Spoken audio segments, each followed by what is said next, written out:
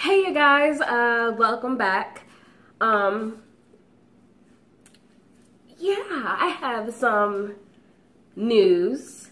Yeah, news. Yep. And it's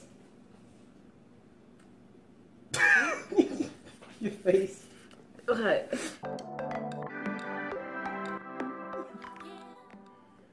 The news is really quite interesting.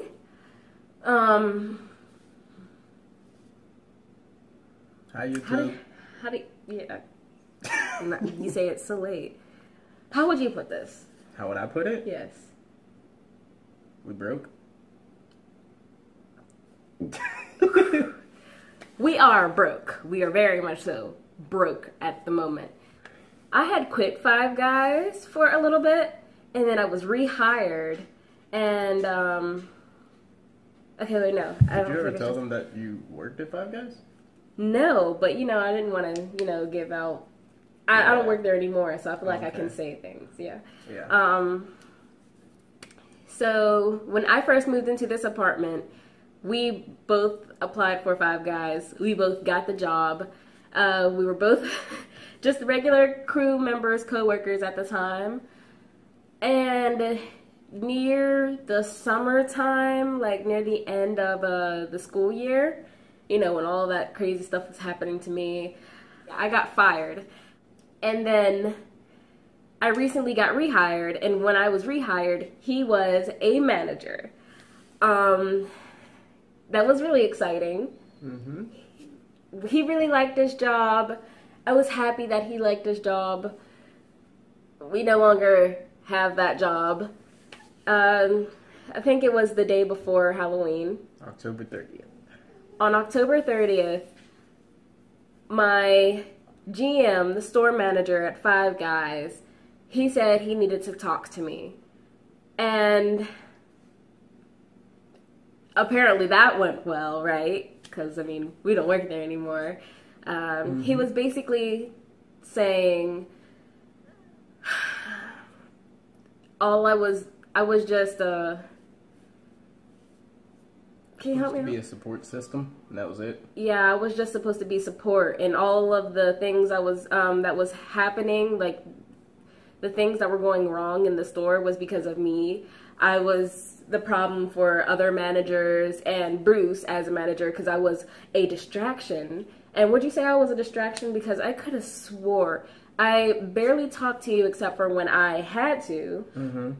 And the GM, when he was talking to me, he brought up one time where I was just sitting in a chair while everyone else was doing their job. I said, I already had all my stuff done. I asked Bruce if I had anything else to do, and he said no. He knows not to give me favoritism. Yep. Especially in a workplace. Like, we tried to make it very clear.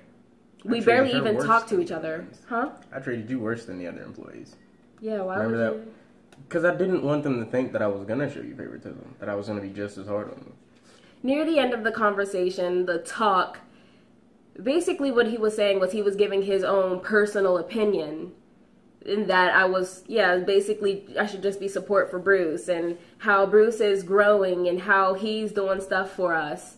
But he didn't, he was saying he was proud of Bruce and a lot of things. And he didn't, I just felt some type of way. Like, he was just saying that Bruce is amazing and you're getting in his way. He didn't say anything like, I was helping out the house too. Like, I had 2 jobs. I was working at Five Guys and somewhere else at the time. And, I'm out here trying to do stuff too. And he was just saying how much of an inconvenience I was, basically, right? Pretty much. Okay, and near the end of that conversation, I was crying. I tried to hide it a little bit, as he was, near the middle of the conversation, I had my hand like this because I'm trying to show, I'm not crying, I can handle this. But I am very, very emotional. And it really hurt. At the end, I went into the bathroom and cleaned up my face a little bit. And then I left out with, still a little trickling tears. I was trying not to show it. Trickling tears. And yeah, so that was kind of my side of it, except for on the way to my other job, because I had to pick up my check, I was crying the entire way there too. Trying to I wasn't more so crying as though my eyes were sweating, and I kept trying to wipe them away. Your ears were sweating. Yes, I was. That ear sweat. Nasty. And I kind of just sat at the table at my other job, cried there a little bit, fell asleep for about 5 minutes, took my check, and then went to the PNC bank to, get that deposited. And and I'm going to stop it right there, just so he can give you his perspective of it all. My perspective of it all? When she did get rehired, I had become a manager there at the time. My GM had already spoken to me before. Because she's my girlfriend, people would perceive things a certain way. And I was prepared for that, but I was still a manager in training. Still learning how to do my part as well as oversee everybody else's part in the building. Usually there's at least 2 managers. Nighttime there's usually just 1. I'm not sure why that is, but either way, like she said, there was a incident where she was just sitting in a chair when we were closing. I did tell her she was good. She did all of her stuff. I couldn't think of anything else that she needed to do. And I was trying to close 2 stations as well as deal with money. So I didn't really think it was that much of a problem, but apparently it was. Instead of him coming to me about it and asking why she was just sitting in the chair, he instead just came at her, fussed at her, and there was another male manager who lets a lot of the females take and do whatever they want, and he seems to hold him to a high esteem. When he had to talk with her, from my perspective, it sounded like he was mainly just yelling at her. I heard a few things of what was going on in the back, but from what I heard, it sounded like he was blaming her for, like she said, everything that was going wrong. Yeah, and he was telling people it was supposed to be a personal talk. He told everyone to leave the back of the house, but like he said, you could hear him in the front, probably in the dining room too. He was basically yelling at me. If you were near the bathrooms, you could hear him. I don't think you'd hear him in the dining room, music playing and everything. Oh yeah, you're right. But if the music wasn't playing, yeah, you'd probably hear him. Everybody would be staring at the back like, what's going on back there? Sorry for interrupting you. You can keep going though. You're fine. But when I was listening to it, it sounded like he was yelling at her. I went back to put something away, and I noticed that she was crying. I came back up to the front, sat near the door, listened a little more. Yeah, I was eavesdropping. But after she left in tears, I confronted the GM, asked him what exactly happened. I wanted to know why she was crying and why it seemed like she was yelled at. The way he explained it to me seemed a bit sexist to me, because he kept emphasizing the fact that I was a man and I had a duty to do this, and that I was doing this, and that, and that she wasn't supposed to do anything but be support. Like, she was just supposed to exist and not go much further than that.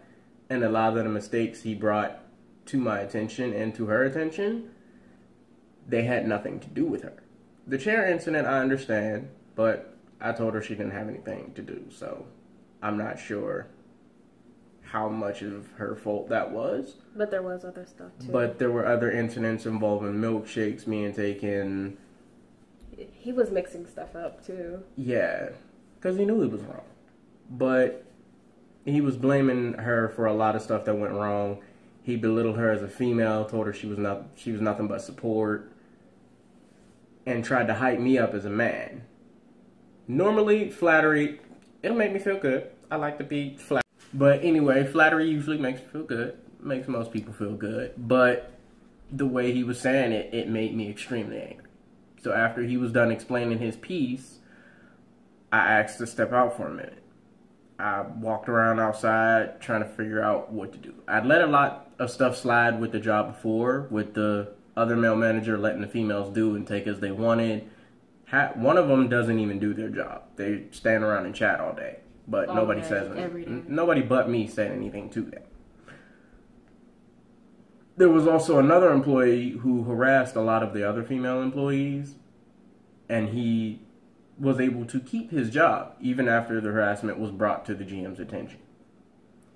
Not only did he do that, but that same employee broke protocol and started closing 2 hours before we were supposed to. He started an argument with me and another manager. And according to my GM, what he did before that was grounds for immediate fire. But he was never the next day he was not fired. It took that employee almost threatening the GM for the GM to finally say, "You're fired." But before that, that employee got away with pretty much everything. And yes, it was a male employee. The GM seemed to think that the males could do no wrong and tried to push them through as far as he could. There was another female manager, and he chastised her every moment he got. A lot of time he blamed her for people quitting, which was not her fault. They just couldn't handle the amount of stuff we had to do. But anyway, after he had his talk with her and made her cry, belittled her as a female, and tried to hype my head up about being a man, I walked back in there after I took my minute, and I told him I would not be able to work anymore. I let a lot of stuff slide. I wasn't going to let his treatment of her slide because he sent her out of there crying for reasons that weren't even her fault. The whole reason he wanted to talk to her had nothing to really do with her. The chair situation, okay. Everything else he spoke to her about, the milkshakes being taken, things going wrong, just didn't make any type of sense. So I ended up quitting that day. He tried to laugh and say, "You're gonna quit your livelihood over some girl?" And I told him she's not some girl, and it's the simple fact, you made her cry for reasons that weren't her fault. And this technically isn't my livelihood. Yes, it is my job, but the area we live in, there are places hiring all over the place. All over the place, yeah. Me quitting there, I wasn't there because it was the only option I had. I was there because I chose to be there. And when I chose to not be there, it wasn't a bad thing. I let a lot of stuff slide. That was the final straw. I no longer work there. Yeah. It was really a surprise to me because, like, after I went to, deposit my check, I came back to Five Guys because I was like, I forgot my phone. Like, I did not have my phone on me the entire time because it was in his book bag at his job. I'm sitting here calling her. She having me worried sick. Yeah, so while I was heading back to Five Guys, he was looking for me. And this one lady we know, she's so amazing. She lives in a building next to us, but we're basically neighbors, even though like we live in entirely different buildings. We're neighbors. Yeah, we're neighbors. Neighbors live in entire different buildings. I mean, yeah, but still, it's like She's when you're in an apartment. Yeah, okay, she is across the street. She pulled up real quick because I guess he had to like take something back to Five Guys. I think it was the key to the place. Yeah, I had to take back the key. And when they pulled up next to me, she was just like, "Why are you so down? Like, you shouldn't be down." And all I see is Bruce come around the side of the car, and I'm just like, "You're supposed to be at work." I started freaking out, like, what is happening right now? And I knew what was happening, but I was still freaking out, and that's the reason I was freaking out, because I knew what was happening when it wasn't supposed to happen. Little grandma. Bruce is not the type of guy to belittle a person. Especially a girl, okay? I don't know how to explain it. Women are queens and should be treated as such. Yes, he is not sexist. I guess it took all of that to, be like, you are sexist, and there is clearly a problem here, and no one's assessing it. Because I'm pretty sure we went to even higher ups, like from the GMs, and we're like, the GM is this particular way, and you're not doing anything about it, right? Yeah, one of the other managers told the area manager about it too. Yeah, and no one did any of that. And I feel like that happened because everyone was so buddy-buddy. Everybody there is friends. If you're not friends with one of them, you kind of just on the sidelines. Yeah, that's kind of what we were. We were at Five Guys to work, and it seemed like everyone else was at Five Guys to make friends. So, to be honest, the atmosphere for Five Guys, it is good to at least be friends. I mean, it's good to be friendly. True. Right? But it's still a job, you know? I tried to be friendly when I had to. Otherwise, I was doing my job. You know, the good customer service, the making sure everything was clean. She was A1 on that. People was trying to give her tips personally.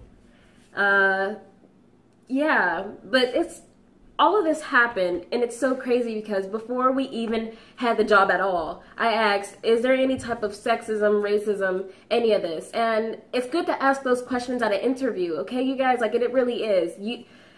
You're not just selling yourself to them, they're selling themselves to you as well. Like, you want this job, and we need you, you know? When I asked the GM, like, is there any type of sexism, he said no. Didn't think they'd be just a little bit with him. Yeah. Just make sure you're asking those type of questions at an interview because it's needed. And if something like this happens to you, I hope you can go to a higher up and they actually do something about the situation instead of letting everything go. Be careful with your workplace relationship. Some people will definitely try to use that against you. Most definitely.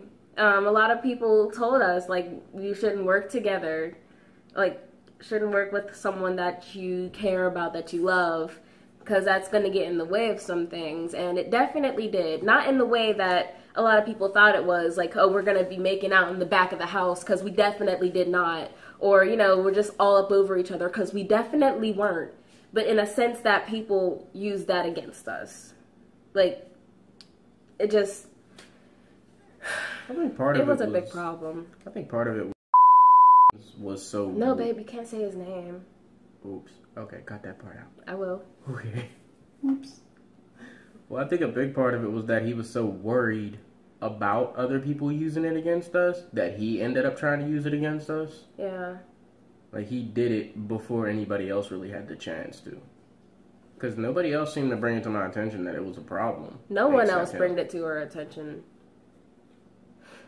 Because, I mean, if someone had come to me and said, why is she sitting in the chair? She should be helping. I probably would have found something for her to do to help somebody else. But at the time, I just wasn't thinking about it. Yeah, I mean, and I already had all my stuff done. Like, we had, as a crew member of Five Guys, you have a specific thing to do. I was on cash at the moment. I already had swept, wiped down the tables, mopped the area, cleaned the bathrooms. Like, I did everything I had to do. I restocked everything, the ketchup and the whatever, with the salts and the condiment station? The condiment station. Yeah, it was not coming to mind. It's the salts and the ketchups. And so I was just sitting there, and before I sat there, I asked, is there anything else I needed to do? And he said no. And so I sat there. I was done. My feet hurt because I'm standing all day, you know? I hope that information was good for you guys. I hope y'all can use that in a situation if need be. Again, be careful with work relationships, any type of relationship. Every type of relationship you need to be careful with because a lot of, excuse me, I needed to burp. A lot of things can go wrong. A lot of things can go right too. Nothing's negative, okay? I'm not trying to like spread negativity upon the entire earth and blah, blah, blah. Just be careful. I hope you guys have a wonderful, spectacular, amazing, fantastic day. Anything for you to say? Bye, YouTube. Bye. See you guys some other time. Yeah.